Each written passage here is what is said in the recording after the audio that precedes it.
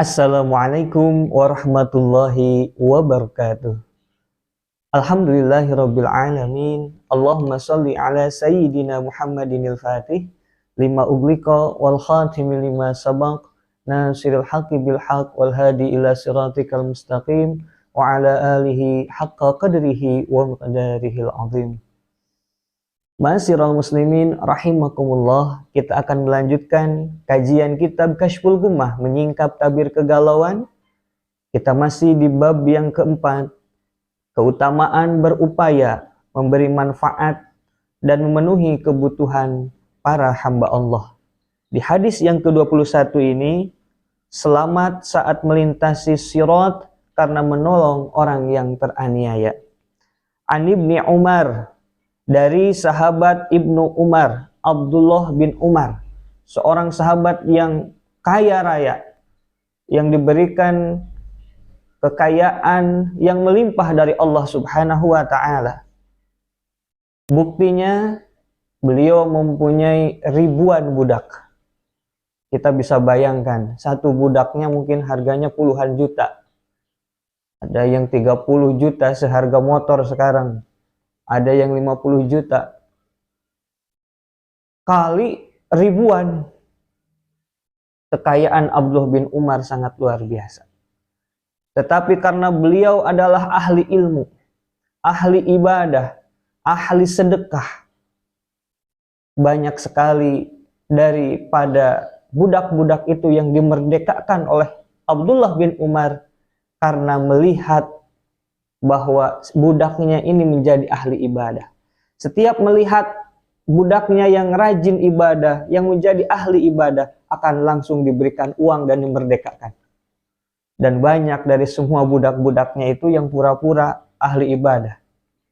Padahal aslinya dia tidak ikhlas. Banyak yang ngomong kepada Abdullah bin Umar, "Ya Abdullah bin Umar, sebetulnya banyak loh yang berbohong kepada engkau bahwa mereka ahli ibadah." Abdullah bin Umar mengatakan, tidak jadi masalah. Selama aku melihat mereka adalah ahli ibadah, aku akan merdekakan. Supaya nanti di akhirat, Allah pun memerdekakanku ketika di padang mahsyar, ketika di jembatan Shiratal Mustaqim, dan masuk ke dalam surganya Allah Subhanahu wa ta'ala. Anna Nabiyya sallallahu alaihi wasallam qala, sesungguhnya Rasulullah sallallahu alaihi wasallam bersabda, "Wa man masya ala madlumin," barang siapa berjalan bersama orang yang teraniaya, hatta yusbita lahu haqqahu, sampai ia bisa memperolehkan haknya sendiri, sabbatallahu qadamaihi ala sirata yauma tazillul aqdam, niscaya Allah akan mengokohkan kedua kakinya di atas sirat, jembatan yang membentang di atas neraka, pada hari banyak kaki yang tergelincir. Diriwayatkan oleh Al-Munziri berkata, hadis ini diriwayatkan oleh Rujan Al-Abadi. Hadis di atas dapat diamalkan dalam Fadhailul A'mal. Ma'asyiral muslimin rahimakumullah.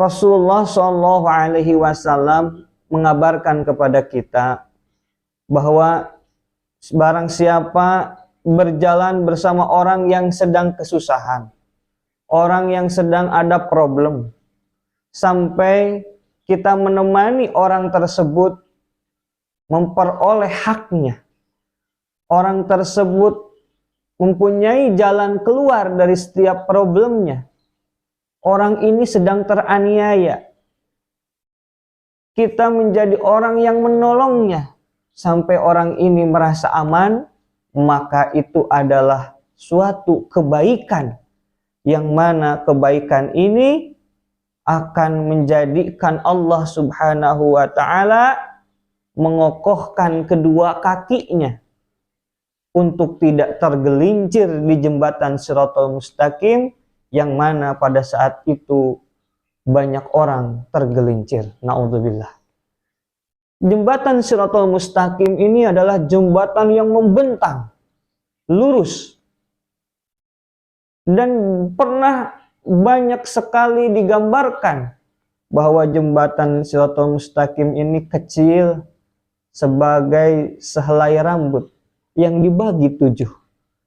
Itulah perumpamaan bagi orang-orang yang banyak dosanya, bagi orang-orang yang ketika di dunianya bermaksiat akan terlihat kecil, padahal aslinya jembatan Shiratal Mustaqim membentang sangat besar, penuh dengan duri, penuh dengan ranjau-ranjau, dan sangat licin. Banyak sekali orang yang tergelincir di jembatan Shiratal Mustaqim. Naudzubillah. Dan ada 10 kumpulan orang ketika melewat Shiratal Mustaqim. Yang pertama, ada orang lewat Shiratal Mustaqim seperti secepat kilat. Orang yang pertama masuk ke dalam surga dengan secepat kilat adalah Rasulullah Shallallahu Alaihi Wasallam. Yang kedua, ada yang seperti angin. Yang ketiga, ada yang sambil menunggang kuda dan akhirnya selamat, seperti orang yang sedang menunggang kuda dan dibarengi oleh para malaikat. Ada juga orang yang melewati Shiratal Mustaqim seperti burung yang terbang, selamat. Ada juga yang sedang melewati Shiratal Mustaqim dengan berlari. Ada juga yang sambil berjalan. Dan ada juga dia berjalan, duduk lagi, berjalan, duduk lagi. Karena berat dia memikul dosa-dosanya, maksiat-maksiat yang dia lakukan ketika di dunia. Ketika itulah Rasulullah SAW berada di tepi ujung dari jembatan Shiratal Mustaqim mengatakan, "Ya Allah, selamatkanlah hambaku ini. Ya Allah, selamatkanlah hambaku ini." Walaupun dia kepayahan, kesakitan, kakinya terkena duri yang sangat tajam dan sangat licin, Rasulullah melambaikan tangannya, "Ya Allah, selamatkanlah hambaku. Ya Allah, selamatkanlah hambaku." Sampai akhirnya orang ini selamat, ditolong oleh Rasulullah SAW. Ada juga yang wajahnya itu ditarik oleh rantai-rantai. Nah ini Masya Allah, naudzubillah. Dia melewati jembatan Shiratal Mustaqim sambil seluruh anggota tubuhnya dirantai, diseret oleh malaikat di jembatan Shiratal Mustaqim. Naudzubillah. Dan yang ke-9 dan yang ke-10 ada kumpulan orang-orang yang melewati jembatan Shiratal Mustaqim tidak sampai ke garis finish. Tetapi yang pertama ada yang tergelincir, dan yang ke-10 itu orang nyangkut, tidak balik lagi, tidak bisa jalan, yang akhirnya dia kecapean dan pingsan, dan akhirnya tergelincir juga ke dalam neraka jahanam. Naudzubillah min dzalik. Hadis yang ke-22, menolong adalah perbuatan yang dicintai oleh Allah. An Anas bin Malik radhiyallahu anhu qala, dari sahabat Anas bin Malik radhiyallahu an, qala Rasulullah sallallahu alaihi wasallam, innallaha yuhibbu ighasatal lahafan. Rasulullah sallallahu alaihi wasallam bersabda, sesungguhnya Allah itu mencintai pertolongan terhadap orang-orang yang sedang risau. Rawahul Bajjar wa Abu Ya'la, diriwayatkan oleh Al-Bajjar dan Abu Ya'la. Hadis di atas bisa diamalkan dalam Fadhailul A'mal. Di sini di hadis yang ke-22 lebih menjelaskan lagi hadis-hadis sebelumnya bahwa Allah Subhanahu wa taala mencintai orang-orang yang senang menolong terhadap saudaranya yang sama muslim, yang sedang risau, yang sedang gundah gulana, yang sedang galau. Ada orang sedang dipersulit oleh Allah secara ekonomi, kita membantu dengan kemampuan kita, juga dengan ekonomi. Ada orang sedang membutuhkan pertolongan, dengan tenaga kita memberikan tenaga. Ada orang yang sedang risau, butuh problem, butuh solusi atas problemnya, maka kita kasih solusi. Begitu juga ada orang gak nikah-nikah, kita carikan jodohnya. Nah, itu pun semuanya adalah kebaikan-kebaikan. Karena kita bisa menolong orang lain, jaminannya adalah kita bakal ditolong oleh Allah Subhanahu wa ta'ala. Allah mencintai orang yang senang menolong.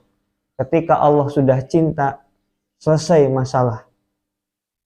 Pasti hidupnya akan penuh dengan keberkahan. Hidupnya akan penuh dengan kesuksesan. Hidupnya akan penuh dengan rasa cinta, mahabbah dari Allah Subhanahu wa ta'ala.